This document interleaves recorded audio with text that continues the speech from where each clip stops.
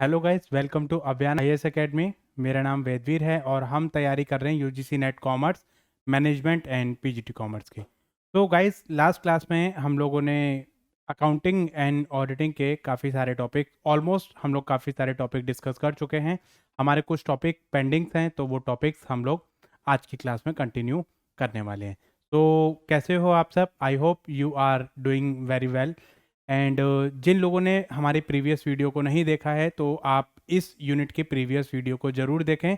और जो लोग हमारे चैनल पर न्यू हैं, हमारे चैनल को लाइक करें, शेयर करें और सब्सक्राइब करें, और अपने फ्रेंड्स के साथ में शेयर करें ज़्यादा से ज़्यादा क्वांटिटी में, ताकि इससे मिलने वाले जो नोटिफिकेशंस हैं, हमारी जो भी नई वीडियोस आती हैं उससे रिलेटेड नोटिफिकेशन आपको मिल सके और आपको हेल्प करेगा आपकी यूजीसी नेट को क्रैक करने में, और आपकी जो भी प्रिपरेशन, जो भी डाउट्स हैं, जो भी क्वेरीज हैं, उनको सॉर्ट आउट करने में हम आपकी हेल्प करेंगे। राइट? ओके। सो आज का जो हमारा टॉपिक है वो है अकाउंटिंग स्टैंडर्ड। गाइज, ये टॉपिक हमारा इतना इंपॉर्टेंट टॉपिक है एग्जामिनेशन पॉइंट ऑफ व्यू से कि इसमें से हर बार आपका जो क्वेश्चन है आता ही आता है। इसमें से 2 क्वेश्चन आपके कंफर्म हैं, तो इसलिए इस वीडियो को हमारे साथ लास्ट तक जुड़े रहें, लास्ट तक इस वीडियो को देखें, ताकि इससे रिलेटेड जो भी आपके 2 क्वेश्चंस आएंगे उसके मार्क्स जो है वो आपके डिडक्ट ना हो। चलिए, तो आज का जो हमारा टॉपिक है वो किसके ऊपर है? अकाउंटिंग स्टैंडर्ड के ऊपर। तो अकाउंटिंग स्टैंडर्ड से रिलेटेड हमारे 2 टाइप के क्वेश्चन आते हैं। पहला, इसमें से आएगी मैचिंग, यानी यहां पर अकाउंटिंग स्टैंडर्ड दिए होंगे और ये किससे रिलेटेड है ये दिया होगा, और आपको क्या करना पड़ेगा, इसमें से मैचिंग करनी पड़ेगी। ठीक है? तो एक तो इस टाइप का क्वेश्चन आएगा, या फिर वो क्या करता है, दूसरा वो बोलेगा, कोई एक अकाउंटिंग स्टैंडर्ड को बोल देगा AS14 इज रिलेटेड टू, या which of the following accounting standard is related to valuation of inventory. आपको कोई स्टेटमेंट दे देगा और आपको बोल देगा कि भाई इसमें से मैचिंग बताओ, जरा इसमें से बताओ कि कौन सा अकाउंटिंग स्टैंडर्ड जो है इसको मैच करता है। तो इसके अकॉर्डिंगली हमें जो वो इन सब चीज़ों को देखना है। तो इसमें सबसे इंपॉर्टेंट चीज़ जो है वो ये है कि आपको अकाउंटिंग स्टैंडर्ड की जो लिस्ट है उसको मेमोराइज करना है कि भाई हम कैसे कैसे उसको याद करेंगे, कौन सा अकाउंटिंग स्टैंडर्ड किससे रिलेटेड है, और क्या क्या आज आपकी जो बेसिक बेसिक चीज़ें हैं, नेचर क्या है, नीड क्या है, इंपॉर्टेंस क्या है, इससे रिलेटेड आपको जो चीज़ें हैं आपके एग्जामिनेशन पॉइंट ऑफ व्यू से इंपॉर्टेंट है। राइट? चलिए, हम बात करते हैं अकाउंटिंग स्टैंडर्ड की कि अकाउंटिंग स्टैंडर्ड होता क्या है। तो आप चलो बताइए कि अकाउंटिंग स्टैंडर्ड क्या होता है। देखिए, अकाउंटिंग स्टैंडर्ड का मतलब क्या होता है, ये हमारी एक ऐसी रिटर्न पॉलिसी डॉक्यूमेंट होते हैं, ये हमारा ऐसा एक फॉर्मल डॉक्यूमेंटेशन होता है जो कि हमें ये बताता है, क्या बताएगा, issued by the expert accounting body. जैसे हमारे यहाँ जो एक्सपर्ट अकाउंटिंग बॉडी है, यानी ICAI, Indian chartered accountant of India, institute of chartered accountant of India, तो वहाँ पर जो है ये बॉडीज अपनी रिटर्न डॉक्यूमेंट्स बनाती है। किस चीज़ के डॉक्यूमेंट बनाती है? या फिर आपकी गवर्नमेंट बनाएगी या कोई रेगुलेटिंग बॉडीज़ है वो बनाती है हमारी, जिसमें हम आपके measurement, treatment, recognition, disclosure, presentation, इन सब चीज़ों के बारे में बताया जाता है कि किस चीज़ को कैसे रिप्रेजेंट करना है, किस चीज़ को डिस्क्लोज करना है, कैसे उसको जो है रिकॉग्नाइज करना है, कैसे उसको मेजर करना है और कैसे उसका ट्रीटमेंट करना है। देखो, कई बार हमारे साथ में बहुत सारी प्रॉब्लम रहती है कि इसकी ट्रीटमेंट कैसे होगी, उसकी ट्रीटमेंट कैसे होगी। किसी एक पर्टिकुलर पर्सन ने ट्रीटमेंट कुछ अलग तरीके से करी है, दूसरे पर्सन ने ट्रीटमेंट जो करी है वो अलग तरीके से करी है। तो आप जो ट्रीटमेंट है वो किस तरीके से करोगे, कौन सा ट्रीटमेंट आपका सही है और कौन सा ट्रीटमेंट आपका गलत है। तो कई बार इसको लेके हमारे साथ बहुत सारी प्रॉब्लम्स आ जाती हैं, हमें ये आइडेंटिफाई करना मुश्किल हो जाता है कि कौन सी चीज़ हमारे लिए सही है और कौन सी चीज़ हमारे लिए गलत है। तो इसके लिए हमारे पास क्या आए हैं, अकाउंटिंग स्टैंडर्ड आए हैं, जो कि हमारे पास ये बताते हैं कि क्या चीज़ सही है और क्या चीज़ हमारी गलत है, किस चीज़ की ट्रीटमेंट कैसे करी जाएगी, किस चीज़ को कैसे रिकॉग्नाइज किया जाएगा और किस चीज़ को कैसे प्रेजेंट किया जाएगा, डिस्क्लोजर कैसे किया जाएगा। तो इन सब चीज़ों के बारे में बताया जाता है। ठीक है? तो हमारे जितने भी अकाउंटिंग ट्रांजैक्शन है या आपकी फाइनेंशियल स्टेटमेंट में हम जो भी अकाउंटिंग ट्रांजैक्शन करते हैं उनका प्रेजेंटेशन कैसे होगा, उनके मेजरमेंट कैसे होगी, उनका रिकॉग्निशन कैसे होगा, आप किसको जो है कहाँ पर रिकॉग्नाइज करोगे, कहाँ पर रिप्रेजेंट करोगे, कहाँ पर उसको डिस्क्लोज करोगे, कौन सी चीज़ें डिस्क्लोज करना मैंडेटरी है, कौन सी चीज़ें डिस्क्लोज करना मैंडेटरी नहीं है, what are the various procedure that is to be followed while you are making posting the accounting transaction in the business financial statement, right? तो इन सब चीज़ों के बारे में आपको जो है थोड़ा सा ध्यान रखना है कि भाई जब भी आप फाइनेंशियल स्टेटमेंट आप बनाओगे तो उसको आप कैसे रिकॉग्नाइज करोगे, कैसे आप इन सब चीज़ों के बारे में बताओगे, कैसे मेजर करोगे, कैसे आप उसको प्रेजेंट करोगे, क्या चीज़ सही है, क्या चीज़ गलत है। तो इस चीज़ के लिए हमने अकाउंटिंग स्टैंडर्ड अपने तैयार करे। तो ये रिटर्न पॉलिसी होती है, तो ये फॉर्मल डॉक्यूमेंटेशन भी होता है, ये चीज़ें रिटर्न में होती हैं। हर एक स्टेटमेंट को रिटर्न किया जाता है, रिकॉर्ड किया जाता है कि उसके अकॉर्डिंगली आप ये जो चीज़ें हैं अपनी फॉलो करोगे जब भी आप अकाउंटिंग ट्रांजेक्शन को रिकॉर्ड करोगे। ठीक है, यहां तक समझ आया आपको? ठीक है, ये हम क्यों करते हैं, क्या रीजन है हमारा अकाउंटिंग स्टैंडर्ड को फॉलो करने का? इसका रीजन ये है कि एक तो हम ट्रांसपेरेंसी लेकर आ सकते हैं। ट्रांसपेरेंसी मतलब कि आपको जो ऑर्गेनाइजेशन क्या कर रही है और आपको जो समझा रही है उसके बीच में मतलब जो है क्लियरिटी, क्रिस्टल क्लियर रिलेशन आपके होने चाहिए कि आप और ऑर्गेनाइजेशन दोनों एक दूसरे के साथ में एक म्यूचुअल कॉपरेशन के साथ में आप काम करो। ट्रांसपेरेंसी रहे, कोई भी मतलब धोखाधड़ी वाली बात ना रहे। मैनेजमेंट आपसे कुछ और कह रही है और एक्चुअल में कुछ और है, तो ये चीजें आपकी नहीं होनी चाहिए। इसके साथ साथ में रिलायबिलिटी होनी चाहिए। कई बार मैं आपको ये लगता है कि हमें क्या पता मैनेजमेंट सही कर रही है, गलत कर रही है, मैनेजमेंट ने क्या चीज दिखाई है, क्या चीज नहीं दिखाई है, आपको कुछ और बताया है, हमें कुछ और बताया, रियलिटी कुछ और है। तो यहाँ पर आपकी जो रिलायबिलिटी है वो आपके साथ में होनी चाहिए और आपकी जितने भी अकाउंटिंग ट्रांजैक्शन आप रिकॉर्ड कर रहे हो वो रिलायबल होनी चाहिए ताकि आप उसको रिलायबली जो है वो आगे रिप्रेजेंट कर सको। इसके साथ साथ आपकी कंसिस्टेंसी होनी चाहिए। कंसिस्टेंसी मतलब एक रेगुलरिटी होनी चाहिए। जब भी आप एक फाइनेंशियल स्टेटमेंट या कोई भी अकाउंटिंग ट्रांजैक्शन को आप करते हो वो एक कंसिस्टेंट मेथड आपका होना चाहिए ताकि आप उसके अकॉर्डिंगली क्या कर सको, कंपेयर कर सको आप डिफरेंट फाइनेंशियल स्टेटमेंट को और आप ये देख सको पिछले साल हमारी ये परफॉर्मेंस थी, इस साल हमारी ये परफॉर्मेंस है, इन दोनों परफॉर्मेंस में हमारा क्या डिफरेंस है, क्या सिमिलैरिटीज है और कैसे हम इसको आगे बढ़ाएंगे अपनी चीजों को आगे कैरी ऑन करने के लिए।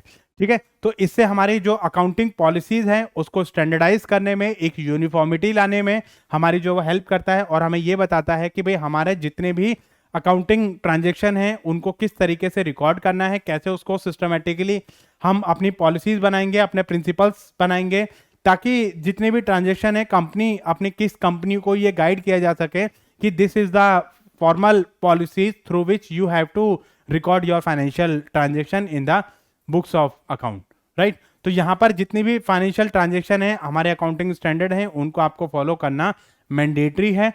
अदरवाइज आप के लिए ये कंपैरिजन करना और फाइंड आउट करना कि हम जो है वो काम जो भी हम काम कर रहे हैं वो सही है या गलत है, ये आइडेंटिफाई करना आपके लिए मुश्किल हो जाएगा।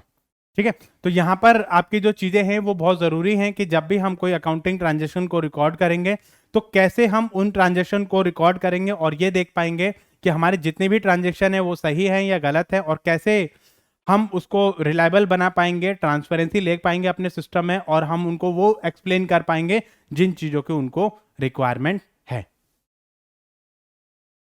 चलिए, तो जितने भी हमारे अकाउंटिंग स्टैंडर्ड होते हैं, कई बार ये क्वेश्चन पूछा जाता है कि हमारे जो अकाउंटिंग स्टैंडर्ड है उनको कौन इशू करता है, तो उनको कौन इशू करता है? ICAI, ठीक है, issued by the accounting body और रेगुलेटिंग बॉडी और sometime the government directly in India. तो कई बार क्या होता है, वैसे तो मोस्ट ऑफ दी मतलब रेगुलेटिंग बॉडी या अकाउंटिंग बॉडी है और समटाइम गवर्नमेंट जो खुद बताती है कि भाई इस तरीके से जो वो आपको ये चीजें करनी है या अपनी ट्रांजेक्शन को इस तरीके से रिकॉर्ड करना है। कोई भी रेगुलेटिंग बॉडी हो गई या कोई भी हमारी अकाउंटिंग बॉडी हो गई वो इस अकाउंटिंग स्टैंडर्ड को इशू कर सकती है। ठीक है, Indian accounting standard are issued by the Indian institute of Indian chartered accountant of India, यानी हमारा ICAI हमारे इंडिया में ये जो अकाउंटिंग बॉडी है ये इशू करता है हमारे अकाउंटिंग स्टैंडर्ड को। ये हमें बताता है कि भाई कौन सी चीज़ें हमें करनी है, कौन सी चीज़ें हमें फॉलो करनी है और किस तरीके से हम उसको फॉलो करेंगे ताकि आने वाले टाइम के लिए अपनी जितनी भी अकाउंटिंग ट्रांजेक्शन है उनको हम ये आइडेंटिफाई कर पाएँ कि हमारी कौन सी चीज़ हमारे लिए सही है और कौन सी चीज़ हमारे लिए गलत है। ठीक है, तो ये जो हमारे अकाउंटिंग स्टैंडर्ड होते हैं ये किस चीज़ से डील करते हैं और क्या हम जो है इनके बारे में बता पाएंगे। तो देखो, ये जितने भी हमारे अकाउंटिंग स्टैंडर्ड होते हैं ये हमारे ये बताते हैं कि हमारी जो फाइनेंशियल इवेंट है उसको रिकॉग्नाइज करना और उसको आइडेंटिफाई करना कि भाई ये हमारा फाइनेंशियल इवेंट है, इसको हमें रिकॉर्ड करना है और इसको हमें रिकॉर्ड नहीं करना है। ठीक है। Next, measurement of financial transaction, कि मतलब उसको मेजर करना कि मतलब आपकी जो भी फाइनेंशियल ट्रांजेक्शन हुई है उसका क्वांटिटी कितनी है, उसका अमाउंट कितना है। तो एक मेजरमेंट, एक रिकॉग्निशन, मतलब पहले ये देखना कि भाई ये फाइनेंशियल ट्रांजेक्शन है या नहीं है, it is related to business और नॉट, और उसके बाद उसको मेजरमेंट करना कि भाई उसकी क्वांटिटी क्या है, उसका प्राइस क्या है, एक्चुअल में प्राइस कितना है, कितना डिस्काउंट है उसका। तो उन सब चीज़ों के बारे में, आपका फेयर मार्केट वैल्यू क्या है, उसकी रेंटल वैल्यू क्या है, और उसमें जो बुक वैल्यू है वो क्या है, तो उसमें क्या क्या हमने खर्चा करा, तो वो सारी चीज़ें हम यहाँ पर इंक्लूड करेंगे। और इंक्लूड करने के बाद अपने जितने भी ट्रांजेक्शन हैं उनको कैसे हम अपना रिकॉर्ड करेंगे, तो इसके बारे में हमारे यहाँ पर बताया जाता है। ठीक है। तो इसके साथ साथ हमारी जो फाइनेंशियल स्टेटमेंट है उनको हम कैसे प्रेजेंट करेंगे, कैसे उसको हम रिप्रेजेंट करेंगे, तो इसके बारे में भी हमारा यहाँ पर अकाउंटिंग स्टैंडर्ड बताते हैं कि हमारी जितनी भी फाइनेंशियल स्टेटमेंट है उनको हम कैसे रिप्रेजेंट करेंगे, कैसे उसको बताएंगे कि हमारे अकाउंटिंग स्टैंडर्ड जो हैं वो एक फेयर डीलिंग आपके साथ में क्रिएट कर सकें, एक फेयर मैनर में हम अपने अकाउंटिंग स्टैंडर्ड या अपनी अकाउंटिंग ट्रांजेक्शन को डील कर सकें और ये बता सकें कि हमने जो भी ट्रांजेक्शन रिकॉर्ड करी है वो सही तरीके से रिकॉर्ड करी है और उस पर हमारी ट्रांसपेरेंसी और रिलायबिलिटी निर्भर करती है। राइट। तो यहाँ पर हमें कई बार क्या होता है कि बहुत सारी हमारी मैंडेटरी रिक्वायरमेंट होती हैं कि जब भी हम अपने फाइनेंशियल स्टेटमेंट को बनाएंगे तो बहुत सारी चीज़ें हमें डिस्क्लोज करनी पड़ती हैं। जब मैंने आपको अकाउंटिंग प्रिंसिपल के बारे में मैंने आपको बताया था, अकाउंटिंग प्रिंसिपल के कंसेप्ट और कन्वेंशंस मैंने आपको बताए थे, तो मैंने आपको ये भी बताया था कन्वेंशन ऑफ फुल डिस्क्लोजर। ठीक है। तो वहाँ पर हमारा ये बताया गया था कि भाई जब भी हम अकाउंटिंग स्टैंडर्ड की बात करेंगे या अकाउंटिंग प्रिंसिपल की बात करेंगे तो उसमें हमें चीज़ों को फुली डिस्क्लोज करना पड़ेगा, जैसे जैसे चीज़ें हमारी कहती हैं। हमारा जो भी ट्रांजेक्शन कहती हैं, हमारा जो भी इवेंट कहता है, हमें उसको फुली डिस्क्लोज करना पड़ेगा कि ये चीज़ें, ये खर्चा हमारा यहाँ पर इस तरीके से हुआ है। अब वो कैसे कैसे हुआ है, ताकि उससे रिलेटेड जो भी पर्सन है, रिलेटेड पार्टीज हैं, वो हमारा सही डिसीजन ले सकें और आइडेंटिफाई कर सकें कि हम किस तरीके से उसको आगे कंटिन्यू करेंगे। ठीक है। तो यहाँ पर मैंने आपको क्या क्या बताया है, एक तो रिकॉग्निशन आपका होता है कि भाई हमारा फाइनेंशियल इवेंट है या नहीं है। दूसरी चीज उसकी मेजरमेंट करना, मतलब ये बताना कि भाई हमारा जो भी फाइनेंशियल ट्रांजेक्शन है उसको मेजर करना, उसकी क्वांटिटी कितनी है, उसका अमाउंट कितना है, तो इस चीज़ पे आइडेंटिफाई करना। उसको हम कैसे प्रेजेंट करेंगे, कौन से अकाउंट में डेबिट होगा, कौन से अकाउंट में क्रेडिट होगा, ताकि हम ये देख सके कि भाई उसको जो है वो सही रिप्रेजेंटेशन उसकी क्या होती है। अब पता चले वो डेबिट होना था, हमने क्रेडिट कर दिया, क्रेडिट होना था, हमने डेबिट कर दिया। ठीक है। वो जाना था किसी और हेड में, हमने किसी और हेड में डाल दिया। तो ये चीज़ रिप्रेजेंटेशन करना हमारे लिए बहुत ज़रूरी होता है। ठीक है। उसके साथ साथ हमारी कंपनीज को बहुत सारी चीज़ें डिस्क्लोज करनी पड़ती है, मैंडेटरी रिक्वायरमेंट होती है कि भैया आपको ये चीज़ें बतानी पड़ेंगी कि कौन कौन से अकाउंटिंग स्टैंडर्ड आपने फॉलो करे हैं और कौन सी चीज़ें आपने जो है वो आगे इन सब चीज़ों के बारे में बताया है। तो उसके बारे में जो वो हमें यहाँ पर डिस्क्लोज करना पड़ता है। उसके लिए भी हम अकाउंटिंग स्टैंडर्ड को यूज़ करते हैं कि जब भी हम फाइनेंशियल स्टेटमेंट को बनाएंगे तब उस टाइम पे हमारी कौन कौन सी रिक्वायरमेंट रहेंगे और कैसे कैसे हम उसको आगे कंटिन्यू करेंगे। ऑब्जेक्टिव क्या होते हैं हमारे अकाउंटिंग स्टैंडर्ड के, इसके बारे में बताइए जरा। क्या कहता है हमारा अकाउंटिंग स्टैंडर्ड के ऑब्जेक्टिव, हमारे क्या कहता है? देखो, सबसे पहला ऑब्जेक्टिव तो ये होता है कि भाई आपकी जो रिलायबिलिटी है फाइनेंशियल स्टेटमेंट को उसको इंप्रूव करना। मतलब आपने जो भी फाइनेंशियल स्टेटमेंट आपने बनाई है, आप ये कैसे विश्वास दिलाओगे कि ये जो स्टेटमेंट बनी है वो सही है या गलत है? कौन बताएगा कि भाई आपकी ये जो स्टेटमेंट आपने बनाई है या जो स्टेटमेंट आपने रिकॉर्ड करी है ये आपके सही है गलत है? वो कौन बताएगा? आपके अकाउंटिंग स्टैंडर्ड बताएंगे। मतलब as per the accounting standard आपकी ये चीजें होनी चाहिए या ये चीजें नहीं होनी चाहिए। तो उस चीज के बारे में आपको कहां पे पता चलेगा? अकाउंटिंग स्टैंडर्ड के थ्रू पता चलेगा। ठीक है। क्योंकि जितनी भी हमारी फाइनेंशियल स्टेटमेंट होती हैं वो ये कंफर्म करना कि ये हमारे स्टैंडर्ड के अकॉर्डिंगली हमारी कंपनीज को फॉलो करना पड़ेगा और उसको ये भी बताना पड़ेगा कि हमारे जितने भी अकाउंटिंग स्टैंडर्ड हैं उनको हम कैसे आगे अपना कंटिन्यू करेंगे। तो इसलिए इसके लिए जो चीज़ें हैं वो बहुत मैंडेटरी होती हैं कि हम अपने अकाउंटिंग स्टैंडर्ड को फॉलो करें। ठीक है। नेक्स्ट, हमें क्या करना पड़ता है? कंपेयर करना पड़ता है। ठीक है। हमें बहुत सारी चीजें इंटर फर्म कंपैरिजन करना पड़ता है, इंट्रा फर्म कंपैरिजन करना पड़ता है। मतलब विद इन द फर्म हमें जो कंपैरिजन करना पड़ता है कि कौन सा डिपार्टमेंट आपका बेटर है। ठीक है। या दो कंपनीज के बीच में हमें कंपैरिजन करना पड़ता है। तो वो कंपैरिजन कब होगा हमारा? जब वो दोनों कंपनी सेम अकाउंटिंग स्टैंडर्ड को फॉलो कर रही है। अब मान लो आपने कोई और अकाउंटिंग स्टैंडर्ड फॉलो कर रखा, मैंने कोई और अकाउंटिंग स्टैंडर्ड फॉलो कर रखा, तो हमारे बीच में जो कंपैरिजन है वो कंपैरिजन हो ही नहीं पाएगा। तो इसलिए कंपैरिजन करने के लिए भी हमें जो अकाउंटिंग स्टैंडर्ड है उसको फॉलो करना पड़ता है। हमें देखना पड़ता है कि हमारा जो अकाउंटिंग स्टैंडर्ड है वो सही है या गलत है, या हमने जो फाइनेंशियल स्टेटमेंट बनाई है वो सही है गलत है, वो किसके अकॉर्डिंगली फॉलो होगा, वो हमारे अकाउंटिंग स्टैंडर्ड के फॉलो होगा। ठीक है, इसके साथ साथ मतलब हमें ये भी चीज देखनी पड़ती है कि it is a set of accounting policy, जो कि हमारा बहुत सारे फाइनेंशियल ट्रांजेक्शन्स होती हैं। फाइनेंशियल ट्रांजेक्शन में आपको वैल्यूएशन करना पड़ता है, जैसे valuation of goodwill, valuation of grant, valuation of stock. ठीक है, उसके कई सारे मेथड्स होते हैं। अब उस मेथड्स में से कौन सा मेथड सही है, कौन सा मेथड गलत है, किसके क्या ड्रॉबैक है, किसमें क्या एडवांटेज है, किसका क्या डिसएडवांटेज है, तो वो सब चीजें हमें कहां से पता चलेंगे, वो सब चीजें हमें अकाउंटिंग स्टैंडर्ड के थ्रू पता चलेंगे। What are the various alternatives available to you regarding the financial transaction, और उसमें हम कौन कौन सी ट्रांजेक्शन को डिस्क्लोज करेंगे और कौन कौन सी ट्रांजेक्शन की रिक्वायरमेंट आपके लिए जरूरी है। ठीक है, तो उसके लिए जो चीजें हैं वो आपको पता होनी चाहिए, और आपको देखना चाहिए कि भाई हमारे जितनी भी अकाउंटिंग पॉलिसीज हैं उसको हम किस तरीके से फॉलो करेंगे, और बताना कि भाई हम कैसे आगे जो पॉलिसीज है वो अपनी बनाएंगे। ठीक है, तो इसके लिए हमारी जो चीजें हैं वो बहुत ही ज्यादा जरूरी होती है।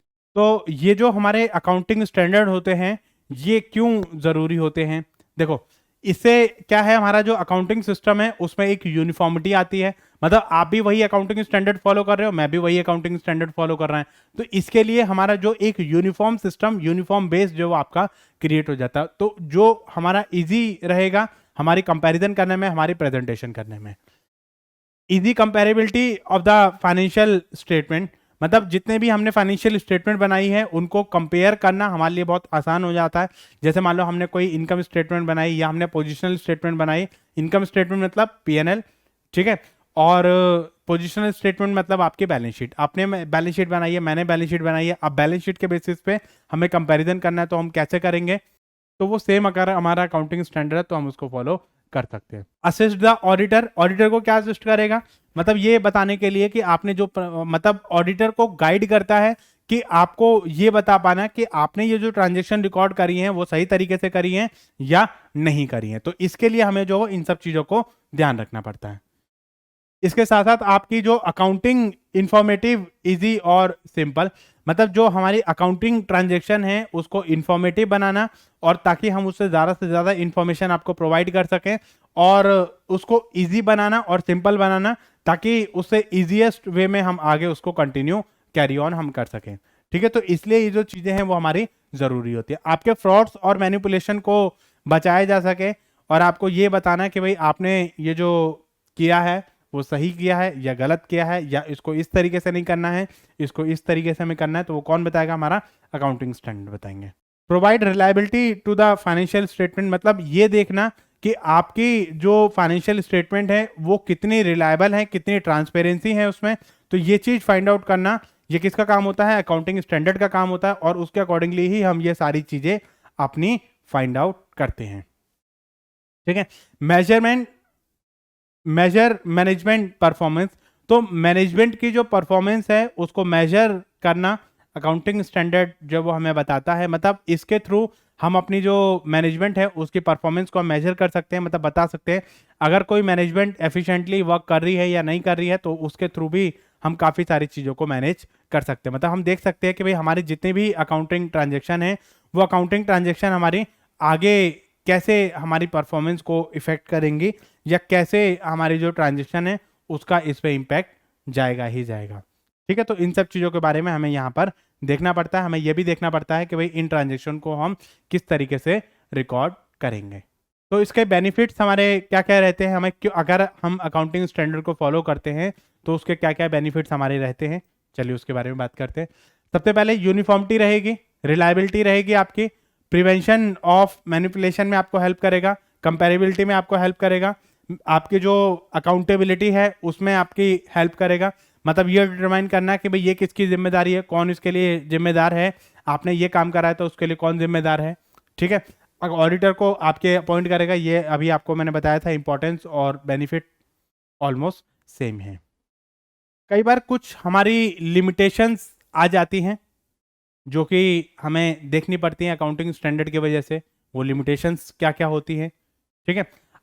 ये मैं क्यों बता रहा हूँ आपको, ये मैं इसलिए बता रहा हूँ कि कई बार आपके एग्जाम में इससे related statement kind of question आपके आ जाते हैं कि भाई accounting standard leads to this, this lead to this, this lead to this, it will give you this. तो वहाँ पर हमें जो स्टेटमेंट है वो थोड़ा सा बहुत ध्यान से कॉन्स्टेंटली हमें पढ़नी पड़ती है, ठीक है, ताकि हम जो है उसको ये आइडेंटिफाई कर सके कि ये जो स्टेटमेंट इन्होंने बताई है ये स्टेटमेंट हमारी सही है या गलत है, ठीक है। तो it bring in flexibility and rigidity.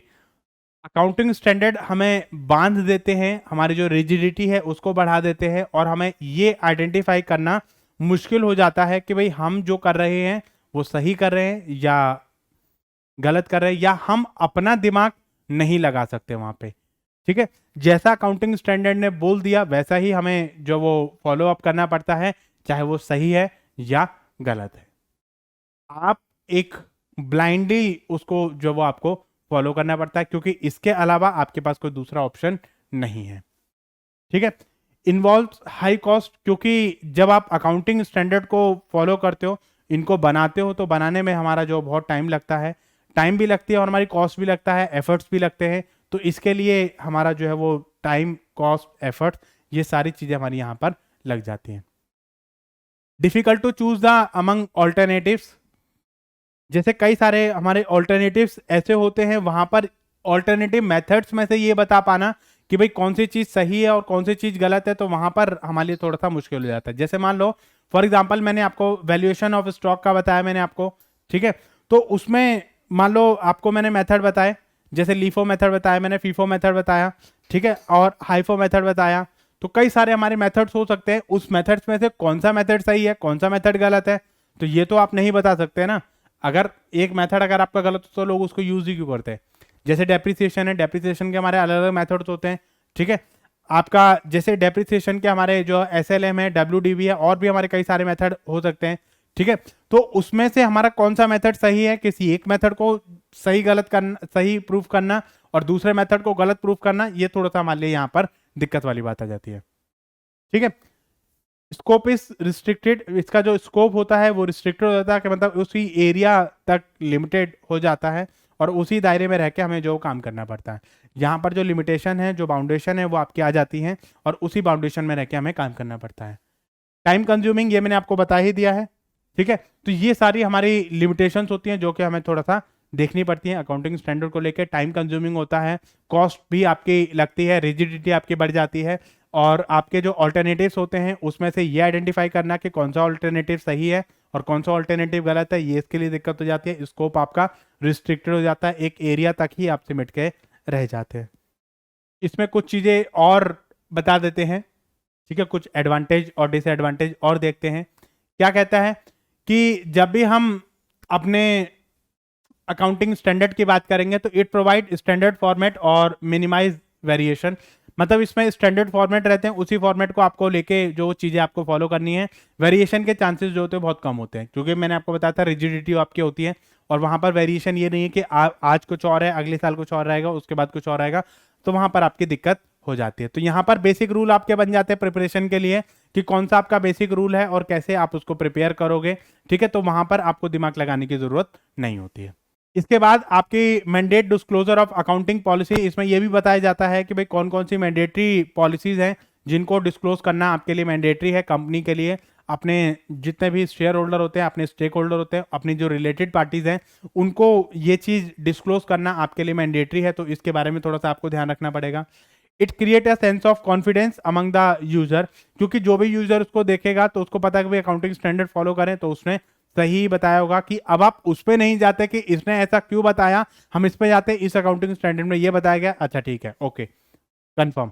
क्योंकि ये जो अकाउंटिंग स्टैंडर्ड बनाए जाते हैं ये इतनी जल्दी ना तो बनते हैं ना ही इतनी जल्दी खत्म होते हैं, उस पर रिवीजन और उस पर जो है पूरी बॉडीज बैठती हैं, और वो बॉडीज मिलके डिसाइड करती हैं कि भाई ये जो आपने बनाया है ये चीज़ सही है या गलत है, तो उसके बारे में हमें थोड़ा सा यहाँ पर देखना पड़ता है, ठीक है। For auditing the books of account, यहाँ पर जो वो हेल्प करेगा हमारा ऑडिटिंग में और बुक्स ऑफ अकाउंट में, कि भाई हमने जो बुक्स ऑफ अकाउंट बनाई हैं वो सही बनाई है या गलत बनाई है या उसमें हमारा कोई एरर है, तो इसके बारे में इस चीज़ को फाइंड आउट करना हमारे लिए थोड़ा सा ईजी हो जाता है। ऑडिटर को हमारी हेल्प कर देगा, बता देगा कि भाई हम जब भी हम अकाउंटिंग स्टैंडर्ड के बारे में बात करेंगे, तो अगर अकाउंटिंग स्टैंडर्ड को फॉलो कर रहा है तो वो अपना माइंड ना लगा करके अकाउंटिंग स्टैंडर्ड को ही फॉलो करेगा और उसमें से बता देगा कि भाई ये चीज़ जो आपने करी है वो चीज़ सही है या गलत है। यहाँ पर जैसे इसने बताया कि भाई स्टैंडर्ड फॉर्मेट रहता है, लेकिन कई बार आपकी रिजिडिटी रह जाती है, सिचुएशन स्पेसिफिक हो जाता है, सिचुएशन के अकॉर्डिंगली हमें काम करना पड़ता है। ठीक है, दीज में भी सब्जेक्ट टू लॉबिंग और गवर्नमेंट प्रेशर। कई बार क्या होता है, गवर्नमेंट इतना प्रेशर क्रिएट कर जाती है और इस तरीके से कि मतलब जो चीज उनके लिए फायदेमंद होती है उसको प्रेशराइज किया जाता है कि भाई आप ये चीजें इंप्लीमेंट करो, तो वहां पर हमारे लिए दिक्कत आ जाती है। ठीक है, to give the advantage of big corporate, कई बार आपको ये होता है कि भाई जितने भी बिग कॉर्पोरेट्स हैं उसको उसको बहुत सारी चीजें कॉम्प्रोमाइज कर दी जाती है, उनके लिए कई सारी चीजें एडवांटेज हो जाता है और जो छोटे कॉर्पोरेट्स होते हैं उनके लिए आपको जो वो डिसएडवांटेज हो जाता है। जैसे हम बड़ी कंपनियों को जो है, जैसे बड़े बड़े कॉर्पोरेट्स होते हैं, बिजनेसमैन होते हैं, उनको फायदा दिलाने के लिए हमने कॉर्पोरेट टैक्स घटा दिया ताकि उनका जो टैक्स है वो हमारा जो है उनको फायदा हो सके, तो ये कई बार आपकी दिक्कत हो जाती है।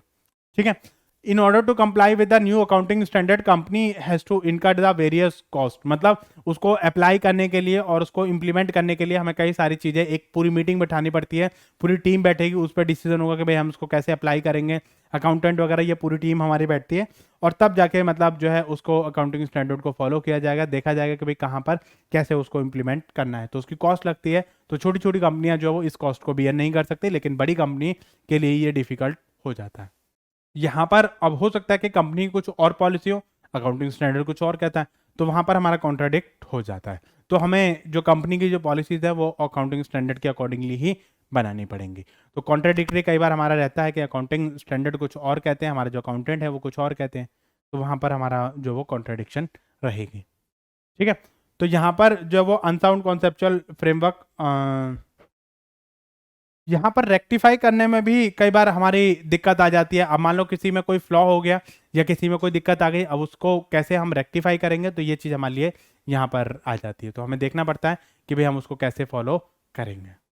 इसके बारे में जो वो थोड़ा सा बात करते हैं अकाउंटिंग स्टैंडर्ड के बारे में। ठीक है, क्या कहता है, टोटल जो हमारे अकाउंटिंग स्टैंडर्ड है वो कितने हैं, 32 हैं। ठीक है, कई बार लोगों के मन में ये कंफ्यूजन रहता है कि भाई हमारे जो टोटल अकाउंटिंग स्टैंडर्ड है वो कितने हैं, किस किस चीज़ से रिलेटेड है। इसमें एक चीज़ तो देखो कंफर्म आएगी ही आएगी, जिसमें अकाउंटिंग स्टैंडर्ड से रिलेटेड मैचिंग आपके पूछेगा ही पूछेगा, या वो आपकी एक से लेके पूछे या वो 4 को लेके पूछे।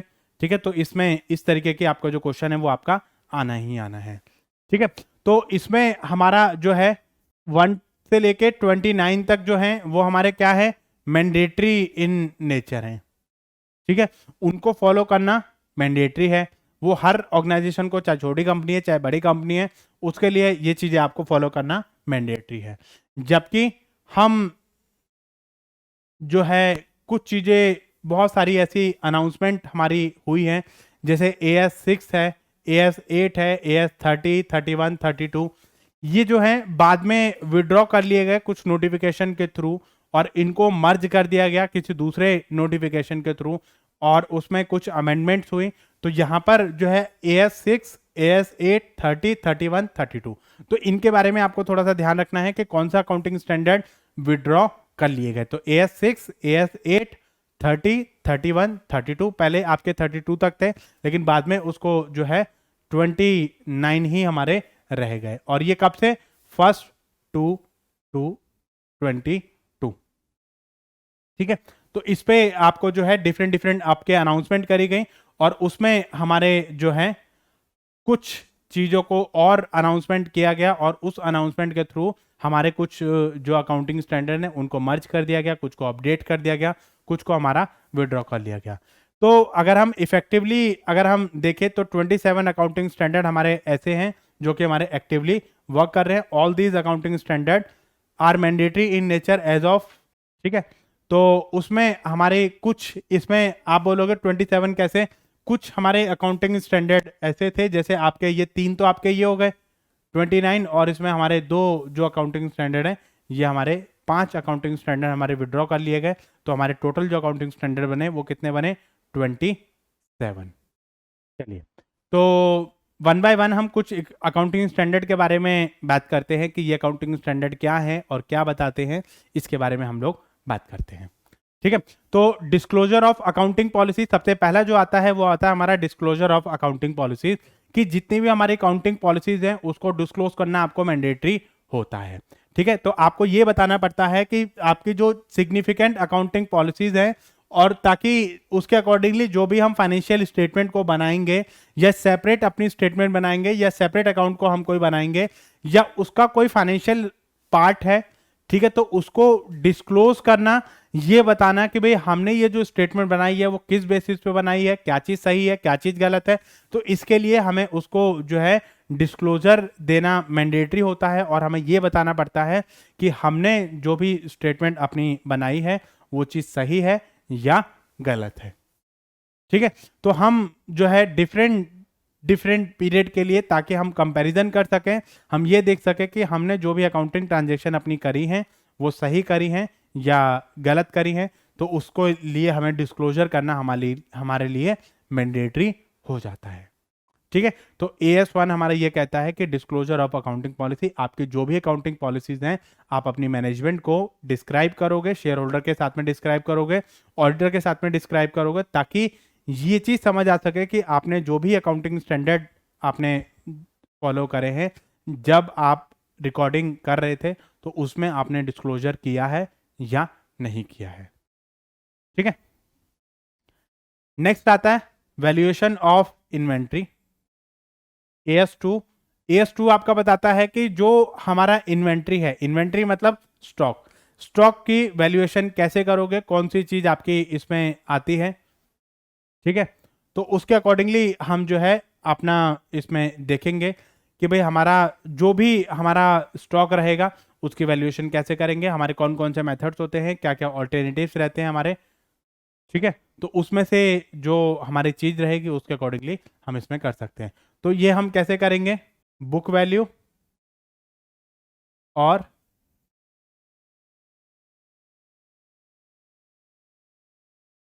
Market value whichever is lower.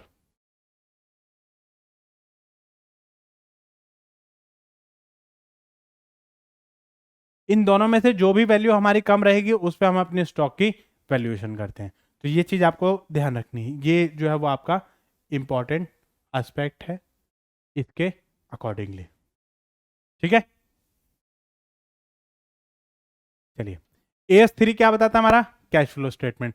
जैसे मान लो AS3 का आपका दे दिया और बोल दिया कि भाई इनमें से कौन सी जो अकाउंटिंग स्टैंडर्ड है वो कैश फ्लो स्टेटमेंट से रिलेटेड है, तो आपको क्या करना है कि जो AS3 है वो हमारा किस चीज से डील करेगा, हमारी कैश फ्लो स्टेटमेंट से डील करेगा। वो बताएगा कि भाई हमारी जो इन्फॉर्मेशन है, हमारे हिस्टोरिकल चेंजेस हमारे क्या हुआ, कैश और कैश इक्विवेलेंट में हमारा जो है कितना हमारा कैश आया, कितना हमारा इनफ्लो हुआ, कितना हमारा आउटफ्लो हुआ, तो उसके जो भी चेंजेस हमारे आए उसको चेंजेस की एक स्टेटमेंट बनाना, उसको हम बोलते हैं कैश फ्लो स्टेटमेंट। ये जो स्टेटमेंट है वो हमारी 3 एक्टिविटीज में उसको डिवाइड करेगा, मतलब जितने हमारे पास पैसा आएगा या जितना हमारा पैसा जाएगा उसको 3 एक्टिविटीज में डिवाइड कर देगा। कौन कौन सी, ऑपरेटिंग एक्टिविटी, इन्वेस्टिंग एक्टिविटी और फाइनेंसिंग एक्टिविटीज। इसमें हम जो है इस चीज के बारे में बताते हैं कि भाई हमारा कितना कैश इनफ्लो हुआ, कितना कैश आउटफ्लो हुआ और कितना कैश ड्यूरिंग द ईयर हमारे पास अभी एट प्रेजेंट है। ठीक है, तो उसमें इनफ्लो आउटफ्लो के अकॉर्डिंगली हम देख सकते हैं कि भाई हमारे पास कितना इनफ्लो हो रहा है और कितना हमारा आउटफ्लो हो रहा है। ठीक है, इसमें हम कैश और कैश इक्विवेलेंट्स हमारे इसमें आ जाते हैं। ठीक है, नेक्स्ट आता है हमारा contingencies and event occurring after the balance sheet date. अगर बैलेंस शीट डेट के बाद अगर कोई इवेंट ऐसा है जो अकर हुआ है, रिलेटेड टू लास्ट ईयर है लेकिन अकर बाद में हुआ है, तो अब उसकी ट्रांजेक्शन कैसे करेंगे, तो उसके बारे में हमारा अकाउंटिंग स्टैंडर्ड 4 में डिस्क्राइब किया गया है। 5 में क्या बताया गया, नेट प्रॉफिट और loss for the period prior item और changes in the accounting policy. मतलब कोई भी हमारी अकाउंटिंग पॉलिसी है उसमें अगर एक्स्ट्रा ऑर्डिनरी आइटम है, ठीक है, और हमने कोई प्रॉफिट एंड लॉस से पहले अगर हमारे कोई चेंजेस हुए हैं, ठीक है, जैसे हम अकाउंटिंग पॉलिसीज को चेंज करते हैं, जैसे मान लो फॉर एग्जांपल मैं WDV मेथड को यूज कर रहा था या मैं स्ट्रेट लाइन मेथड को यूज कर रहा था, मैं कोई भी मेथड अपना यूज कर रहा था, अब उस मेथड को यूज करने के लिए अगर मैं मेथड चेंज करना चाहता हूँ तो वहां पर मुझे देखना पड़ेगा कि उस मेथड से मेरा जो प्रीवियस वाला मेथड है और नए मेथड में हमारा कितना डिफरेंस आ रहा है, उसको हम जो है वो चार्ज करेंगे और उसको हम देखेंगे, उसके हम एडजस्टमेंट करेंगे।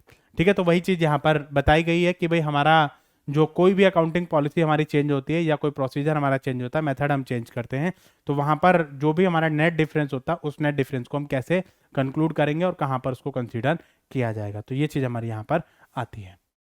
कंस्ट्रक्शन नेक्स्ट आता है आपका AS6, यहाँ पर विड्रॉ कर लिया गया है जो कि हमारा डेप्रिसिएशन से रिलेटेड था।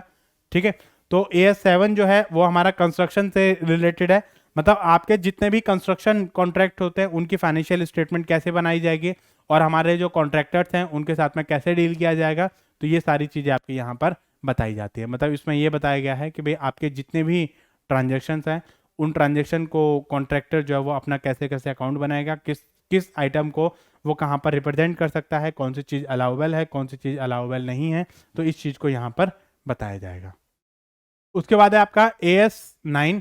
AS9 जो है वो आपका रेवेन्यू रिकॉग्निशन से डील करता है, मतलब किस चीज़ को आप रेवेन्यू मानोगे, किस चीज़ को आप रेवेन्यू नहीं मानोगे, ये इस चीज़ से डील करता है। ये बताता है कि हमारे जितने भी अकाउंटिंग स्टैंडर्ड हैं उसमें ये चीज़ फाइंड आउट करना कि भाई आप जो है सोर्सेज ऑफ रेवेन्यू हमारा क्या क्या हो सकता है, तो उस चीज़ से डील करना हमारा क्या बताएगा कि ये हमारा बताएगा रेवेन्यू रिकॉग्निशन। तो रेवेन्यू हमारा कहाँ कहाँ से आ सकता है, एक तो सेल ऑफ गुड्स से आ सकता है, रेंडर ऑफ सर्विसेज से, या तो आप गुड्स सेल करोगे या आपने सर्विसेज दी हैं या आपने इंटरेस्ट रॉयल्टी और डिविडेंड, इन सब चीज़ों से आपका आ सकता है। मान लो मैंने किसी कंपनी में पैसा अपना शेयर जो वो इन्वेस्ट कर दिए या मैंने किसी कंपनी को लोन दे दिया, तो वहाँ से मुझे इंटरेस्ट रॉयल्टी डिविडेंड ये सब चीज़ें मुझे मिलेंगी। ठीक है, तो ये भी मेरा सोर्सेज ऑफ इनकम आ सकता है। अब उसको मैं कैसे रिकॉग्नाइज करूंगा, कैसे उसको आइडेंटिफाई करूंगा, तो ये चीज़ मेरी इसमें आ जाती है। नेक्स्ट आता है आपका AS10। AS10 जो है वो प्रॉपर्टी प्लांट एंड इक्विपमेंट। ठीक है, तो इनको हम, इनकी जो ट्रीटमेंट है वो हम कैसे करेंगे, मतलब फिक्स एसेट से रिलेटेड जितनी भी चीज़ें हैं accounting treatment for fix assets. ठीक है, जैसे प्लांट है, मशीनरी है, फिक्सचर है, तो इसमें हम जो है इक्विपमेंट वगैरह PPE यानी प्रॉपर्टी प्लांट इक्विपमेंट, अब उसमें हम जो किस तरीके से उसको डील करेंगे, कैसे उसमें अगर मान लो हमने कोई उस पर इंस्टॉलेशन पे खर्चा किया है, किसको हम कैपिटल एक्सपेंडिचर मानेंगे, किसको हम रेवेन्यू एक्सपेंडिचर मानेंगे, किसका क्या रीज़न है, किसको कहाँ पर रिप्रेजेंट किया जाएगा, अपने जो अकाउंट्स हैं उसको कहाँ पर बताया जाएगा, तो ये चीज़ें हमारी यहाँ पर आ जाती है। तो उसके अकॉर्डिंगली हम सारी चीज़ें अपनी तैयार करेंगे। ठीक है, नेक्स्ट आपका आता है effect of changes in foreign exchange rate यानी AS11। तो यहाँ पर हमें ये बताया जाता है कि भाई हमारा जो अकाउंटिंग स्टैंडर्ड है उसमें हम जो है वो किस तरीके से अपना रिप्रेजेंट करेंगे। तो हम ये देखेंगे कि भाई हमारा जो फॉरेन एक्सचेंज रेट है उसमें हम कैसे उसको रिप्रेजेंट करेंगे, ताकि हमें ये देखना कि जब जब भी हमने कोई फॉरेन ट्रांजेक्शन हमने करी थी, फॉरेन ट्रांजेक्शन में हमने आज का प्रपोज किया था और हमने आज की डेट में फ्यूचर का हमने डिसाइड किया था, तो अब उसमें मान लो एक्सचेंज रेट में हमारा चेंजेस आ गया, अब उसको चेंजेस को हम कैसे कैसे हम उसको करेंगे, मतलब हमारा अगर फॉरेन एक्सचेंज रेट में चेंजेस आने की वजह से हमारी फाइनेंशियल ट्रांजेक्शन हमारी चेंज हो जाएंगी। ठीक है, तो अब वो ट्रांजेक्शन में जो जो इम्पैक्ट आएगा उसको कहाँ कहाँ पर कैसे कैसे रिकॉर्ड करेंगे, प्रॉफिट हुआ है तो उसको कहाँ पे रिकॉर्ड किया जाएगा, लॉस हुआ है तो उसको कहाँ पे रिकॉर्ड किया जाएगा, तो ये सब चीज़ें हम यहाँ पर डिसाइड कर लेते हैं। नेक्स्ट आता है आपका गवर्नमेंट ग्रांट। AS12 जो है वो आपका किससे रिलेटेड है, गवर्नमेंट ग्रांट। गवर्नमेंट ग्रांट का मतलब होता है गवर्नमेंट से अगर आपको कोई हेल्प मिली है, ठीक है, कोई सब्सिडी मिली है, कोई कैश इंसेंटिव आपको मिला है, कोई ड्यूटी ड्रॉबैक मिली है, तो उसको कहाँ कहाँ पर आप उसको रिकॉर्ड करोगे। ठीक है, गवर्नमेंट अगर आपको कई बार क्या होता है कि जैसे गवर्नमेंट हमें हेल्प करती है, ठीक है, सब्सिडी दे दी गवर्नमेंट ने, ठीक है, आपका स्पेशल इकोनॉमिक जोन, ठीक है, SEZ के अकॉर्डिंगली, मतलब आपका जो है वो ये चीज़ें हमारी आ गई। अब वो कैसे कैसे हम उसमें डील करेंगे, कैसे कैसे चीज़ों के बारे में बात करेंगे, तो वो हमारा यहाँ पर आ जाता है। वो बताता है कि भाई हम कैसे इन सब चीज़ों के बारे में बात करेंगे। ठीक है, नेक्स्ट आता है हमारा accounting for investment. Accounting for investment जो है वो हमारा AS13 से रिलेटेड है कि जब भी हम कोई इन्वेस्टमेंट करेंगे या फाइनेंशियल स्टेटमेंट के बारे में बताएंगे तो कौन कौन सी ऐसी मैंडेटरी रिक्वायरमेंट है जिसको आपको बताना जरूरी होता है। मतलब कंपनी को ये बताना मैंडेटरी है कि भाई आपने ट्रांजेक्शन जो अपनी कहाँ कहाँ पर कर रखी है, कहाँ कहाँ पर कंपनी की इन्वेस्टमेंट है, क्योंकि उससे रिलेटेड जितनी भी पार्टीज हैं वो इंश्योर कर सके कि भाई हमारी कंपनी जहाँ यहाँ पर डील कर रही है और उसमें हमारे ये चीज़ जो डिसीजन है वो प्रॉफिटेबल डिसीजन है, और इस तरीके से हम उस पर बात करेंगे। ठीक है, तो ये हमारा जो वो AS14 जो वो हमारा बताता है। AS13 हमारा बताता है इन्वेस्टमेंट के बारे में। नेक्स्ट हमारा जो है वो AS14 जो है वो हमारा अमलगमेशन के बारे में बताता है कि जैसे मर्जर किया है या आपका परचेज किया है तो उसके बारे में कहाँ कहाँ पर आपका गुडविल रिजर्व वगैरह ये जो है आपका आता है। ट्रीटमेंट कैसे कैसे करेंगे, अमलगमेशन कब करना चाहिए, क्या क्या कंडीशंस होती हैं उसके, ये सारा जो बताया गया वो AS14 में बताया गया है। AS15 जो है वो आपका बताता है कि एम्प्लॉय को जो भी बेनिफिट्स दिए जाते हैं, एम्प्लॉय को बेनिफिट जो दिए जाते हैं जैसे उसकी ग्रेचुटी है, उसका बोनस है, ठीक है, उसकी पेंशन है, उसका रिटायरमेंट फंड है, या उसका कोई इंश्योरेंस का पैसा है, तो अब उसमें क्या क्या चीज़ें आपके उसके जो अकाउंटिंग ट्रीटमेंट है वो कैसे कैसे की जाएगी। मान लो आपने कुछ उसका कंपनी ने कुछ उसका इंश्योरेंस करवा रखा था, अब उसका पैसा कंपनी ने पे किया है, ठीक है, मेडिकल क्लेम का पैसा कंपनी ने पे किया, तो उसमें क्या क्या ट्रांजेक्शन आपकी दी जाती हैं, क्या क्या बेनिफिट आपको दिए जाते हैं, तो ये सारी चीज़ें आपकी इसमें आ जाती है। तो मतलब देखा जाता है कि भाई कहाँ कहाँ पर क्या क्या चीज़ें आपकी इसमें आएंगी। नेक्स्ट है आपका बोरोइंग कॉस्ट। AS16 जो है वो आपका बोरोइंग कॉस्ट है। ये हमारा क्या बताता है कि भाई जो ओनर्स इक्विटी है, कैपिटल आपका है, या उसमें हमें ये देखना कि भाई जब भी एक कंपनी पैसा लेती है तो उसकी कितनी कितनी कॉस्ट आ रही है, मतलब बोरो करने का कॉस्ट क्या आ रहा है, यानी कॉस्ट ऑफ कैपिटल जिसको हम बोलते हैं। तो मतलब इसमें ये देखना कि हमारा जो है अगर कोई कंपनी कहीं से पैसा लेती है तो उस पर कितना कितना खर्चा हम इम्प्यूटेड कर रहे हैं, ठीक है। कुछ इम्प्लाइड हमारा होता है, तो इम्प्लाइड खर्चों को सबको डिस्क्लोज करना और उसको बताना कि भाई हमारी जो कॉस्ट आ रही है वो कितनी आ रही है और कैसे कैसे हम इसके साथ में डील करेंगे। नेक्स्ट आता है आपका AS17। AS17 is related to segment reporting. 17 segment, ठीक है। तो यहाँ पर ये बताता है कि एक कंपनी के मान लो अपने डिफरेंट डिफरेंट एंटरप्राइज के डिफरेंट डिफरेंट जगह आपके जो वो ब्रांचेज आपकी खुली हुई है, तो वो जो ब्रांचेज हैं उसके बारे में आपको सेगमेंट और प्रोडक्ट और सर्विसेज के बारे में अलग अलग बताना है कि भाई हमारा ये जो प्रोडक्ट है उसने इतना प्रॉफिट दिया, ये जो प्रोडक्ट है इसने हमारा इतना प्रॉफिट दिया, इस प्रोडक्ट ने हमारा इतना इतना प्रॉफिट दिया, तो इसके बारे में मैंडेटरी रिक्वायरमेंट आपके करना आपके लिए ज़रूरी होता है, ठीक है। तो यहाँ पर आपको जो है डिफरेंट, जैसे मान लो एक से ज्यादा लोकेशन पे आपका जैसे दिल्ली का प्लांट है उसने हमें इतना फायदा दिया, कोई दूसरा प्लांट है उसने हमें इतना फायदा दिया, तो वहां पर आपका जो थोड़ी सी दिक्कत आ जाती है, ठीक है। तो उसमें हमें बताना पड़ेगा कि यहाँ पर हमारी इतनी इतनी रिक्वायरमेंट है। नेक्स्ट आता है आपका AS18 related party disclosure. Related party disclosure का मतलब ये होता है कि जितने भी हमारी रिलेटेड पार्टीज हैं उनको डिस्क्लोज करना मैंडेटरी है, मतलब आपके जो शेयर होल्डर हैं और जो स्टेक होल्डर हैं उनको ये पता होना चाहिए कि आपकी रिलेटेड पार्टी जो वो कौन कौन सी हैं, किन किन कंपनी के साथ में आप डील कर रहे हो। मतलब आपने ये देखा कि भाई हमारी जो ट्रांजेक्शन है वो कौन कौन सी पार्टीज के साथ में हो रही हैं, और हमारी जो रिलेटेड पार्टीज हैं वो कौन कौन सी हैं जिनके साथ में हम डील कर रहे हैं। मतलब हमारा डेटर्स कौन कौन है, हमारे जो क्रेडिटर हैं वो कौन कौन है, मतलब उसमें ये सारी चीज़ें जो शेयर होल्डर हैं जो स्टेक होल्डर हैं उनको पता होनी चाहिए, और ताकि हम इन सब चीज़ों के बारे में डील कर सकें और देख सकें कि भाई हमारे जितनी भी ट्रांजेक्शन है वो कैसे हम किस किस पार्टीज के साथ में रिकॉर्ड कर रहे हैं। नेक्स्ट आता है AS19 is related to lease, ठीक है। 19 लीज, ठीक है। तो ये हमारा ये बताता है कि अगर मान लो कोई आपने लीज पे लिया, ऑपरेटिंग लीज पे लिया या चाहे फाइनेंशियल लीज पे आपने लिया है, तो उसमें लीज का क्या क्या टर्म्स एंड कंडीशन है, कब आप लीज पे ले सकते हो, क्या क्या बेनिफिट आपको मिलेगा, कौन से एक्सपेंडिचर आपको अलाउड है, कौन से एक्सपेंडिचर आपको अलाउड नहीं है, ये हमारा बताता है AS19। 20 बताता है आपका EPS। AS20 जो बताएगा EPS मतलब earning per share. Earning per share आपका कैसे निकलता है, सबसे पहले आपने EBIT निकाला, इसमें से आपने इंटरेस्ट माइनस किया, ये आ गया आपका EBT, इसमें से टैक्स माइनस किया आपने, ये आ गया EAT, ठीक है, अर्निंग आफ्टर टैक्स। इसमें से आपने प्रेफरेंस डिविडेंड माइनस किया, if any. Preference dividend minus करने के बाद earning available to equity shareholder, earning available to equity shareholder, ठीक है। इसको आप डिवाइड कर दोगे नंबर ऑफ इक्विटी शेयर से, ठीक है। तो आपका क्या निकल जाएगा, ईपीएस निकल जाएगा। तो वही चीज़ ये बताता है कि भाई ईपीएस जो हमारा क्या क्या है और कैसे कैसे उस पर इम्पैक्ट आएगा, आप उसको कैसे कैलकुलेट करोगे, क्या क्या चीज़ें आपके हैं, ईपीएस जो कहाँ कहाँ पर आप यूज़ करोगे, ये सब हमारा बताता है AS20 में बताया गया है।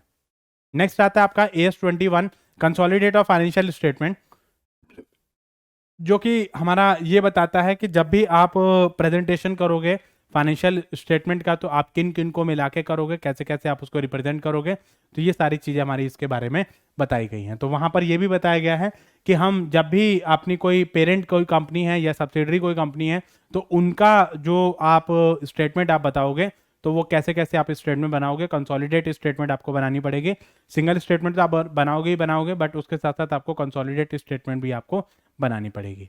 ठीक है, तो वही चीज़ हमारी यहाँ पर बताई गई है। ठीक है, तो ये हमारा बताता है AS21। नेक्स्ट आता है आपका AS22। AS22 हमारा क्या बताता है, taxes on income. Taxes on income हमारा ये रहता है इनकम टैक्स के बारे में रिलेटेड है हमारा, जो कि ये बताता है कि आप इनकम टैक्स कैसे कैसे कैलकुलेट करोगे, कौन कौन सी चीज़ आपको जो बेनिफिट मिलेगा, कहाँ कहाँ पर किस किस चीज़ का आपको एडवांटेज मिल सकता है। तो AS22 जो आपको इसमें आ जाएगा। जैसे जहाँ पे आप आईटीआर फिल करते हो, तो आईटीआर के लिए क्या क्या रिक्वायरमेंट है, क्या क्या चीज़ें हैं, किस किस सिचुएशन में आपको आईटीआर फिल करना मैंडेटरी है, और किस किस में आप ऑनलाइन करोगे, किस किस में आप ऑफलाइन करोगे, क्या क्या फैसिलिटीज़ आपको अवेलेबल होती है। तो ये सारी चीज़ें आपको कहाँ से पता चलेंगी, AS22 से पता चलेंगे।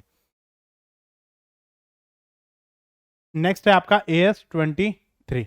AS23 जो है वो हमारा ये बताता है कि हमने किसी भी रिलेटेड एसोसिएट में अपनी कोई ट्रांजेक्शन करी है, या हमने रिलेटेड एसोसिएट के बारे में अपना कोई ट्रांजेक्शन रिकॉर्ड करी है, तो उस पर हम कैसे कैसे उसको बताएंगे, उसकी प्रेजेंटेशन कैसे करेंगे, और उसको कैसे रिप्रेजेंट किया जाएगा। तो ये हमारा जो यहाँ पे बताया गया है इसके बारे में, और यहीं पर ये चीज़ें हमारी रिकॉर्ड करी गई। मतलब इसमें हमारे जैसे उससे एसोसिएटेड बैंक हमारे कोई हैं, या एसोसिएटेड कोई कंपनी हमारी है, ठीक है, एसोसिएटेड पार्टनर हमारे कोई है, तो वहाँ पर हमने कितनी कितनी इन्वेस्टमेंट करी है, तो ये चीज़ मतलब जो यहाँ पर बताएगा।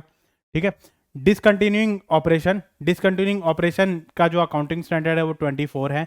इसमें ये बताया जाता है कि भाई अगर आप कोई डिसकंटिन्यू कर रहे हो ऑपरेशन को, या अपनी कोई कंपनी वाइंड अप कर रहे हो, ठीक है, किसी उसको जो है कंटिन्यू नहीं करना चाहते, तो ऐसे में आप अकाउंटिंग ट्रांजेक्शन कैसे करोगे, मतलब डिसकंटिन्यू ऑपरेशन आपका है। ठीक है, तो इसमें हमें देखना पड़ता है कि भाई आपकी जो अर्निंग कैपेसिटी है, और प्रोजेक्शन करना, और ये देखना कि कंपनी का फाइनेंशियल पोजीशन हमारी क्या है, तो एक सेगमेंट रिपोर्टिंग करना, सेग्रीगेट करना, ताकि हम ये देख सकें कि कंपनी की प्रॉफिटेबिलिटी क्या है, कंपनी की जो एबिलिटी है वो कितनी, कंपनी अपना जो फॉरेन जो स्टूडेंट या जो हमारे पार्टनर्स हैं उनके साथ में, या जो भी हमारे क्लाइंट्स हैं, उनको कंपनी पे कर पाएगी या नहीं कर पाएगी, तो ये चीज़ें हमारी इसमें डील करता है। नेक्स्ट है interim financial reporting. Interim financial reporting का मतलब ये होता है कि भाई हमें जो है आपको ये बताना कि भाई हम जब भी एक फाइनेंशियल स्टेटमेंट हम तैयार करेंगे, तो उसके बीच में भी ईयरली तो आप बनाओगे बनाओगे, इसके साथ साथ आप बीच बीच के क्वार्टरली हाफ ईयरली भी आपको जो बनाने पड़ेंगे। ठीक है, तो ताकि हम जो है वो थोड़े थोड़े क्वार्टर के बाद हम ये देख सकें, या एक पर्टिकुलर टाइम पीरियड के बाद हम ये देख सकें कि भाई इस सेगमेंट में हमारी इतनी प्रोग्रेस हुई, इसके बाद हमारी डाउन हुआ, इसमें हमारा बढ़ा, इसमें क्या क्या चेंजेस हुए, तो वो सारी चीज़ें हमें यहाँ से पता चल जाएंगी। नेक्स्ट आता है AS26 जो है वो हमारा इंटेंजिबल एसेट से रिलेटेड है। इंटेंजिबल एसेट जितने भी हमारी सर्विसेज हैं, ठीक है, और उसमें हमारा जितना भी इंटेंजिबिलिटी आपकी आती हैं, जैसे जो आपके आइडेंटिफिएबल होती है, नॉन मॉनेटरी एसेट्स आपकी होती हैं, तो उसको हम इंटेंजिबल एसेट्स बोल देंगे। जैसे आपकी जो गुडविल वगैरह है, ये सब हमारी इसमें आ जाएंगे। जैसे पेटेंट है, ट्रेडमार्क है, कॉपीराइट है, ये सब हमारी इंटेंजिबल एसेट्स में आ जाएंगे। तो उनकी रिपोर्टिंग हम कैसे करेंगे, उसको हम कैसे कैसे रिकॉर्ड करेंगे, तो ये चीज़ हमारी इसमें आ जाती है। नेक्स्ट आता है हमारा AS27। AS27 का मतलब है ये आपका जॉइंट वेंचर से रिलेटेड है, जिसमें ये बताया गया है कि भाई हमारा जो जॉइंट वेंचर है, उसमें अगर आपने दो कंपनी आपस में मर्ज होती हैं for a particular period of time और फॉर ए पर्टिकुलर पर्पस, तो वहाँ पर कैसे कैसे आप उसको रिपोर्ट करोगे, कैसे कैसे आप उसको बताओगे कि भाई हम जो है इसमें ये चीज़ कर रहे हैं, या कैसे हम उसको रिकॉर्ड कर रहे हैं, तो वो चीज़ हमारी जो इसमें आ जाती है। बताएगा कि भाई कैसे कैसे हम उसको रिकॉर्ड कर रहे हैं, कैसे कैसे हम आने वाले टाइम में इन सब चीज़ों को देखेंगे। चलिए, नेक्स्ट आता है आपका 28। 28 जो है वो आपका है impairment of asset. Impairment of asset का मतलब क्या होता है कि जैसे मान लो अगर कोई एसेट है, ठीक है, उसको एक्सीड अगर आपने किया है, जैसे asset describe as the impairment of asset is carrying amount exceed the amount of recovering through the use और सेल ऑफ एसेट। मतलब अब जैसे मान लो किसी एसेट को कैरी करने का जो खर्चा है वो ज़्यादा आ रहा है रेदर देन कि हम उसको बेच दें, ठीक है। तो उसको कैरी करने में जब हमारा कोई खर्चा आता है तो या तो हम उसको बेच के कोई नई एसेट हम ले लेते हैं, तो वहाँ पर हमें थोड़ा सा देखना पड़ता है कि AS28 जो है वो आपका बताता है कि उसमें अगर हमारा कोई लॉस हो रहा है तो उस लॉस को हम कैसे बियर करेंगे और उसको एडजस्टमेंट कैसे करी जाएगी, ठीक है। तो यहाँ पर इन चीज़ों के बारे में देखा जाता है। नेक्स्ट AS29, ये बहुत इंपॉर्टेंट है। इसमें प्रोविजन, कॉन्टीजेंट लायबिलिटी और कॉन्टीजेंट एसेट्स, इसके बारे में हमारा बताया गया कि भाई हमारे जो प्रोविजंस है वो किस किस के लिए बनाने हैं, प्रोविजन क्या होते हैं, कॉन्टीजेंट एसेट्स क्या होती है, कॉन्टीजेंट लायबिलिटी क्या होती है आपके, इन सब चीज़ों के बारे में आपका बताया जाता है। तो यहाँ पर जो वो इन सब चीज़ों के बारे में ये AS29 में हमारा जो डिस्क्लोज किया गया है कि हम कौन कौन सी जो चीज़ें हैं उनको डिस्क्लोज करेंगे, ठीक है। तो इन सब चीज़ों के बारे में यहाँ पर डिस्क्लोज किया गया है। यहाँ पर जो AS28 है on accounting for research and development, ठीक है, इसको जो है विड्रॉ कर लिया गया था, ठीक है। ये मैंने आपको पहले ही बताया। AS6 और 8 और 30, 31, 32, ये 5 जो अकाउंटिंग स्टैंडर्ड हैं उनको जो है वो कर दिया गया, ठीक है। AS2, 4, 10, 13, 14, 21, 29 और AS6, इसमें कुछ आपके जो है विड्रॉ कर लिए गए और कुछ आपके अमेंडमेंट कर लिए गए, ठीक है। तो इसमें आपका जो है ये आपके जो है AS2, 4, 10, 13, 14, 21, 29, ये जो है वो सब आपके अमेंडमेंट हुए हैं, इनको रिवाइज किया गया है। और AS6 जो है वो आपका विड्रॉ कर लिया गया है, ठीक है। ये मैंने आपको बताई दिया। AS8 मैंने आपको बताई दिया है, ठीक है। इसमें ये जो है ये नोटिफिकेशन आपका आ गया है, ठीक है, ये मैंने आपको बता दिया। देखो AS30 जो है वो किससे रिलेटेड है, financial instrument recognition and measurement, ठीक है। 31 फाइनेंशियल इंस्ट्रूमेंट प्रेजेंटेशन, मतलब किस किस चीज़ को आप रिकॉग्नाइज करना, उसको मेजरमेंट करना, फिर उसके बाद उसकी प्रेजेंटेशन करना और उसके बाद उसका डिस्क्लोजर करना और ये बताना कि भाई उसको किस किस चीज़ को डिस्क्लोज करना है। और ये जो सारी चीज़ें हैं बाद में उसको विड्रॉ कर लिया गया, पहले उसको बनाया गया था, ठीक है, इन सब चीज़ों के लिए कि फाइनेंशियल स्टेटमेंट के लिए क्या क्या चीज़ें मैंडेटरी हैं। तो ये सारी चीज़ें हमारी बताई गई थी लेकिन बाद में उसको विड्रॉ कर लिया गया। चलिए, ये सब मैंने आपको बताई दिया है, एक बार थोड़ा सा देख लेते हैं। AS1 जो है disclosure of accounting policy, 2 valuation of inventory, 3 cash flow statement, 4 contingency and event occurring the balance sheet, ठीक है। 5 नेट प्रॉफिट और loss for the period prior period item of changes in accounting policy, accounting policy change होने से पहले जो period है उसमें क्या क्या चेंजेस आए आपके, वो सारा आपको देखना पड़ेगा। Depreciation accounting 6, accounting for construction 7, research and development 8, ये आपका विड्रॉ कर लिया गया, ठीक है। और डेप्रिसिएशन वाला भी आपका विड्रॉ हो गया था। 9 revenue recognition fixed assets, 11 effect of changes in foreign exchange rate government grant investment, 14 amalgamation, 15 employee benefit, ठीक है।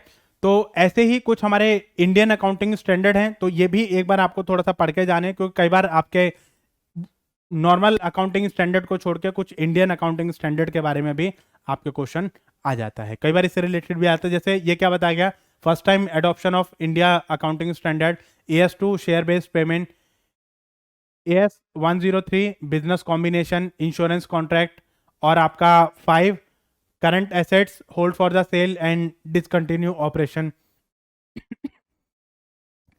106 आपका इवेल्यूशन ऑफ मिनरल रिसोर्सेज, अगर आपका कोई है तो उसमें क्या क्या चीज़ें आपकी आई हैं तो चीज़ आपकी आ जाएगी। 107 फाइनेंशियल इंस्ट्रूमेंट और उसका डिस्क्लोजर करना, 108 ऑपरेशन सेगमेंट आपको बताना, 109 फाइनेंशियल इंस्ट्रूमेंट के बारे में बताना, 1010 आपका जो कंसोलिडेशन ऑफ फाइनेंशियल स्टेटमेंट, ठीक है। तो ये सारी चीज़ें आपकी इसमें बताई गई थी, तो ये भी आपको एक बार जो वो पढ़ के जाने हैं, ठीक है, ताकि इसमें से चाहे वो इसमें से क्वेश्चन आए, चाहे वो आपका पहले वाले में से क्वेश्चन आए, तो आपका कोई भी क्वेश्चन आपका गलत नहीं होना चाहिए, ठीक है। इसमें बहुत ज़्यादा डिटेल में आपका क्वेश्चन नहीं आएगा, तो आप इसमें मत सोचना कि भाई एक एक के बारे में आप जो है डिटेल में पढ़ने लग जाओ, इतनी ज़्यादा डिटेल में आपका क्वेश्चन नहीं आता है। तो guys thank you for watching this video and I hope आपका जो अकाउंटिंग स्टैंडर्ड का जो कॉन्सेप्ट है वो आपका क्लियर हो गया होगा। इसमें से आपके चाहे एक क्वेश्चन आए चाहे आपके दो क्वेश्चन आए, लेकिन क्वेश्चन आते ज़रूर हैं, और आई होप कि इसमें से कोई भी क्वेश्चन आपका गलत नहीं जाएगा, ठीक है। तो इसमें आपको सबसे आसान तरीका क्या है कि एक पेज बनाओ, पेज में सारे अकाउंटिंग स्टैंडर्ड लिखो और उसको दिन में, मतलब जो है आपने 2 बार देख लिया, एक बार आपने मॉर्निंग में देख लिया, एक बार आपने इवनिंग में देख लिया, तो आप 2 4 4 6 दिन मतलब आप उसको देखोगे तो ये चीज़ अपने आप ऑटोमेटिकली मेमोराइज हो जाती है। देखो अगर मैचिंग आती है तो सबसे आसान होता है, मैचिंग में मान लो 4 है, 4 में से 1 या 2 आपको पता ही होते हैं, ठीक है। तो कुछ चीज़ें आप याद करते रहोगे तो वो चीज़ें हमारी टिप्स पे आ जाती हैं। तो गाइज हम लोग नेक्स्ट क्लास में हम लोग जल्द ही मिलेंगे, और नेक्स्ट क्लास का हमारा टॉपिक क्या रहेगा, फाइनेंशियल स्टेटमेंट एनालाइज। ये भी हमारा जो टॉपिक है वो बहुत इंपॉर्टेंट है, इसमें से भी हमारे क्वेश्चन आपके आते ही आते हैं, ठीक है। So guys thank you for watching this video, और आपको वीडियो कैसी लगी कमेंट सेक्शन में बताइए, और हमारी वीडियोस को ज़्यादा से ज़्यादा क्वांटिटीज़ में आप शेयर कीजिए अपने फ्रेंड्स, रिलेटिव, नोन, अननोन, जिसके साथ में आप ज़्यादा से ज़्यादा शेयर कर सकते हैं, करिए। इसमें इससे जो है जितने ज़्यादा पर्सन्स हमारे साथ में कनेक्टेड रहेंगे, उनकी क्वेरीज, उनकी प्रॉब्लम्स वो जो है वो हमारे साथ में कनेक्ट कर सकते हैं, ठीक है। उनकी प्रॉब्लम्स को हम सॉर्ट आउट करेंगे और आपको हेल्प करवाएंगे आपके एग्ज़ाम को क्रैक करने में। So definitely we will crack the exam. So keep smiling, study hard. Thank you guys, जल्दी ही मिलते हैं नेक्स्ट वीडियो में।